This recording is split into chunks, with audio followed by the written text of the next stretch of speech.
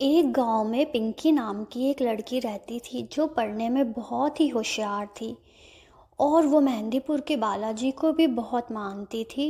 एक दिन वो स्कूल की तरफ से पिकनिक पर गई। वहाँ पर उसे एक पुराना पेड़ दिखाई देता है। वो उस पेड़ की तरफ जाने लगती है कि तभी उसकी फ्रेंड रमा पीछे से आवाज़ देती है। अरे पिंकी, वहाँ मत जा, टीचर ने मना किया है वहाँ जाने से।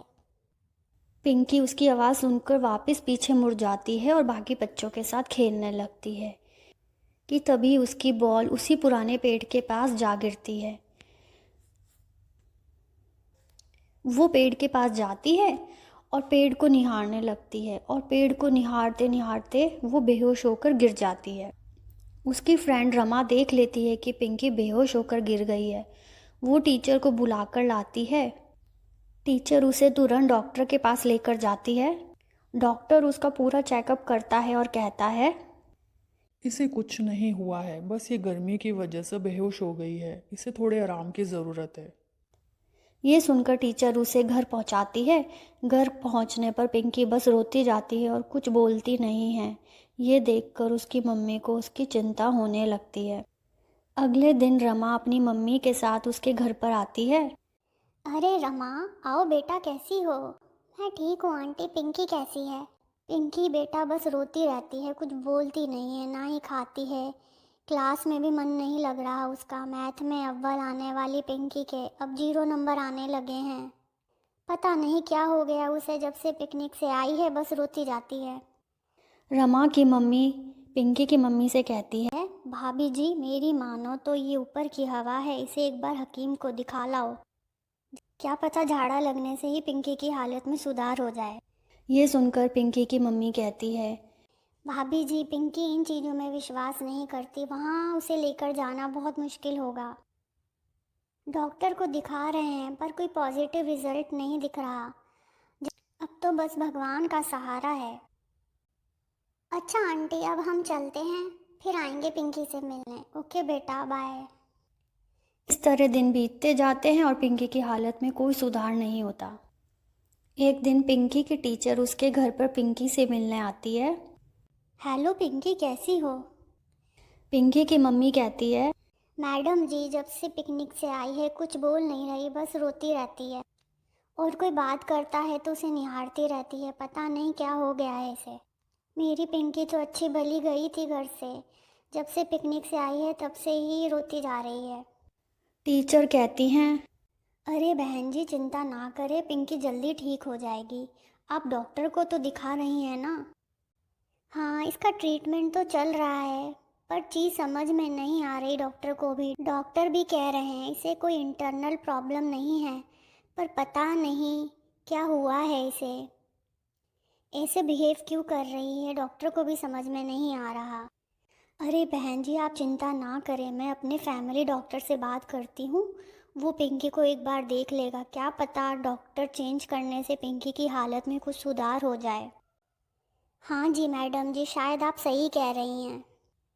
ठीक है, तो मैं कल डॉक्टर को आपके घर पर भेज देती हूँ। ठीक है मैडम जी। अच्छा, तो अब मैं चलती हूँ। बाय पिंकी बेटा, जल्दी से बोलने लगो। अब तुम्हें क्लास में फिर से अव्वल आना है। अगले दिन टीचर का फैमिली डॉक्टर पिंकी के घर पर उसे देखने आता है। पिंकी की मम्मी कहती है। आइए डॉक्टर साहब। पिंकी कहाँ है भाभी जी?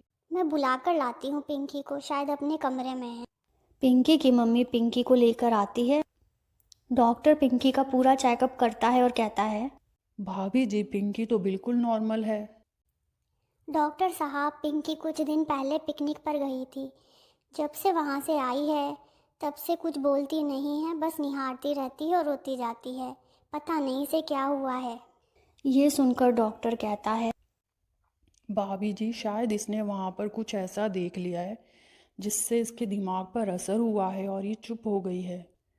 इसमें डरने की कोई बात नहीं, इसे आराम और केयर की ज़रूरत है, जिससे धीरे धीरे नॉर्मल होने लगेगी। अच्छा भाभी जी, तो अब मैं चलता हूँ। डॉक्टर साहब, मैं आपके लिए चाय बना कर लाती हूँ, आप बैठिए।